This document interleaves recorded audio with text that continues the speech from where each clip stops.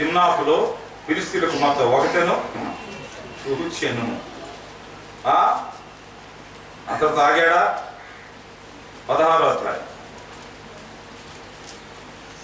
మొదటి వచనం. సంసోను గాజాకు వెళ్ళి వేసిన ఒకటెను చూచి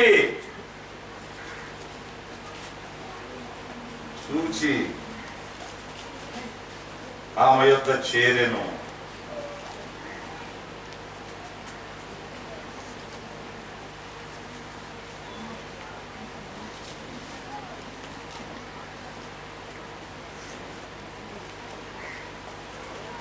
ఆది కాండంలో వాళ్ళు ఏం చూచారు? దేవుని కుమారుని అరు కుమార్తెలు చక్కని వారని చూచారు. తర్వాత ఆకోరు లోయలో ఆకాను చంపబడ్డాడు కదా, ఏం చూచాడు? దానికి ముందు బంగారు కమ్మిని. సంసోను ఏం చూచాడు? ఏమండి, వాళ్ళేమో ఆకూరలో ఉన్న కమ్మిని చూస్తే వీడు అమ్మిని చూశాడు. అమ్మి బాగుందే, ఇదే బతుకు కలిగి అని జనాలు చెప్పుకోరా? అమ్మిని చూస్తే అవుటే అసలు. ఎక్కడో ఒక అమ్మిని చూచాడు, ఆశించాడు, ఇక్కడ ఒక అమ్మిని చూచాడు అని. ఆ బ్యాక్గ్రౌండ్ అక్కడలో మాకు వేశ్య అని రాయబడింది. అలాంటి వాళ్ళు ఉన్నారు సమాజంలో. చింత చచ్చినా పురుగు చావని వాడు ఉన్నారు. పైకి భక్తి కలిగి దాని శక్తిని ఆశ్రయించిన వారు ఉన్నారు. కొవ్వు కరగాలి, ఇది దేవుడి ప్రిస్క్రిప్షన్. డయాగ్నోసిస్ ఇది. కొవ్వు కరగాలి, సత్ప్రవర్తన ఇస్తాడు దేవుడు, సత్శీలత ఇస్తాడు. మా బాబు, సహోదరి సహోదరులారా, స్థానిక సంఘ ప్రియులారా, వివిధ ప్రాంతాలకు వచ్చిన సహోదరి సహోదరులారా, లేవే కాండం మనకు నిష్కర్షమైన బోధ చేస్తున్నది. గోవులు కానీ, గొర్రెలు కానీ, మేకలు కానీ, కొవ్వ కానీ దహించాలి, అర్పించాలి. అయితే తల అవయవాలు దహించాలి, కొవ్వు తొలగించాలి, కొవ్వు కరగాలి.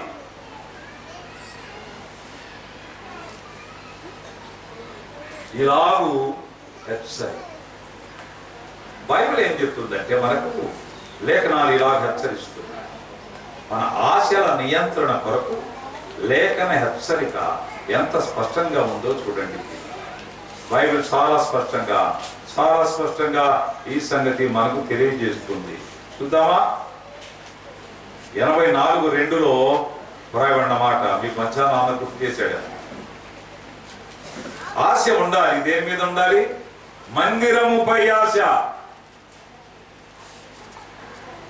63:2 నిన్ను చూడాలనే ఆశ, దేవుణ్ణి దర్శించాలని. 119:43 న్యాయ విధుల ఎడల ఆశ. విలాప వాక్యాలు 3:26 యెహోవా రక్షణ ఎడల ఆశ. ఈ తప్ప మనకు అన్ని ఆశలు ఈ మాత్రం ఉండవు. అందుచేత భౌతికంగా దీవించబడలేకపోతున్నారు, ఆత్మ సంబంధంగా ఇంకా ఎదగడానికి అవకాశమే లేదు. కొవ్వు దహించాలి. అప్పుడు ఆశల వైఖరి మారిపోతుంది. ఆశల వైఖరి మారిపోతుంది. ప్రభు మన ఆశ అయినప్పుడు మన ఆశలు తీర్చేది ప్రభు అవుతాడు.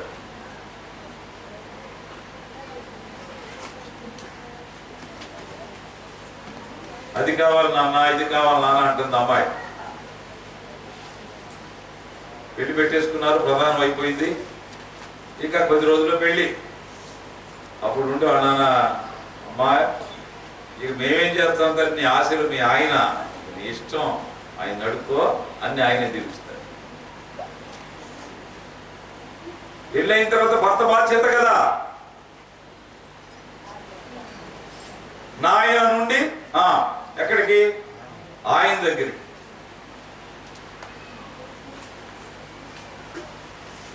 ఆయన దాని మీద మనం ఆధారపడ్డప్పుడు, ఆయన మీద మనం ఆధారపడ్డప్పుడు మన ఆశలు ఆయన తీరుస్తాడు, కోరికలు నియంత్రిస్తాడు, ఆశలు ప్రక్షాళన చేస్తాడు. మన ఆశలు ఎలా మారుతాయంటే దేవుని మందిరానికి వెళ్ళాలి, ఆయన న్యాయ విధులు వినాలి, ఆయన్ను చూడాలి మందిరంలో, ఆయన ఇచ్చే రక్షణ నా ఆశ. దీవించబడిన భక్తులందరి వైఖరి ఇదేనండి. వాళ్ళు పేదలుగా లేరు, వాళ్ళంతా. పాత నిబంధనలో ఏ భక్తుడు పేదవాడు కాదు. నూతన బంధంలో కూడా పేదరికం, వాడు పేదరికంగా అసలు చూడనే లేదు, అతను దాన్ని లెక్క చేయలేదు. భౌతికమైన అవసరాలు లెక్క చేయలేదు. చాలాసార్లు మనం దేవుని దగ్గర ఎందుకు వస్తాం? దేవుని దగ్గరికి ఎందుకు వస్తామంటే అవసరాల కోసం వస్తాం. అవసరాల కోసమే దేవుడు. మన అవసరాలకు ఏమిటి వీళ్ళ అవగాహన?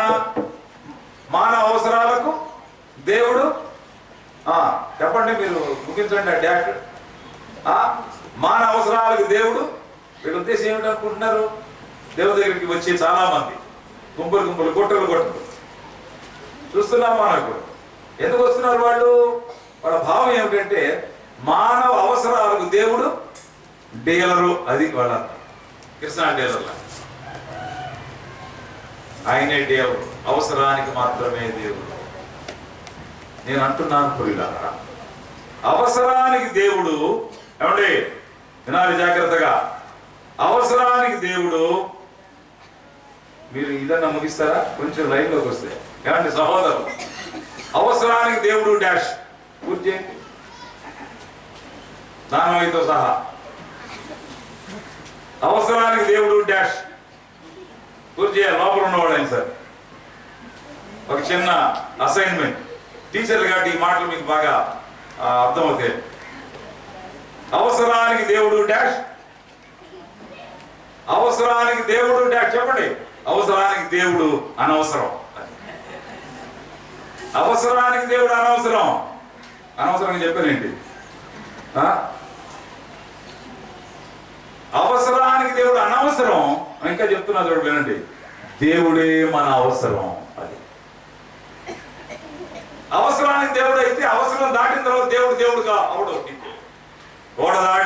రేవు దాటేదాకా ఓడ మల్లన్న, రేవు దాటిన తర్వాత వేరే మల్లన్న.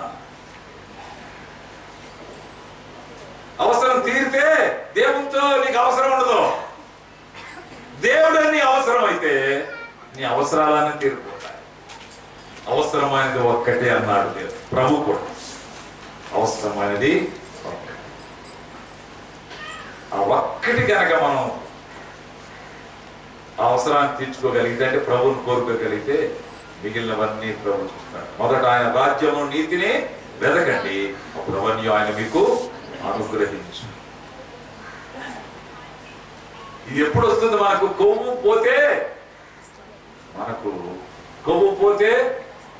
మనకు ఏమొస్తుందంట? వారి నోటి నిండా నవ్వు ఉండెను, వారు ఆనంద సంతోషం కలవారు వచ్చారు, దుఃఖమును నిట్టూర్పును ఎగిరిపోవును. 35వ అధ్యాయం యెషయా గ్రంథంలో ఆ మాటలు మనం చూస్తాం. కొవ్వు దహింస. దేవుడిని అర్థం చేసుకోవడంలో, అవసరాల కోసం రావడం దేవుడు అర్థం కాని వాడు చేసే పని. అర్థం కాని వాడు చేసే పని. దేవుడే మన అవసరమై, ప్రభువా నీవే మా అవసరం, నాలోనికి రండి, మాలోనికి రండి ప్రభువా, నా హృదయంలోనికి రండి, నా ప్రతి పాపాన్ని క్షమించండి ప్రభువా, నా అపరాధాలు ఒప్పుకుంటున్నా, నా మాంద్యాన్ని ఒప్పుకుంటున్నా, నా ప్రతి పాపం క్షమించు. మీరే నా అవసరం. దేవుడు అవసరాలు తీర్చు. అది ఏదైనా సరే తగిన సమయం ముందు ఆయన సహాయం చేస్తాడు. సమయాన్ని బట్టి ఆయన మనకున్నాడని భావించి మనం ఆ స్టేటస్కి వస్తాం. ఇప్పుడు కొవ్వు కరిగినప్పుడు కొవ్వు దహించాలి. కోరికలు మనకు దేవుడే ఇవ్వాలి, ఆశ దేవుడే అవ్వాలి. మన ఆశల పల్లకి దేవుడు, మన ఆశయాల గమ్యం దేవుడు, మన అత్యాశ దేవుడు, మన అసలు ఆశ దేవుడు.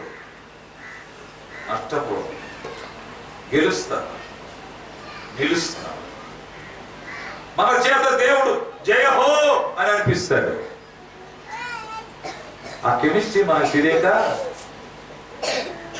కష్టపడు నష్టపో.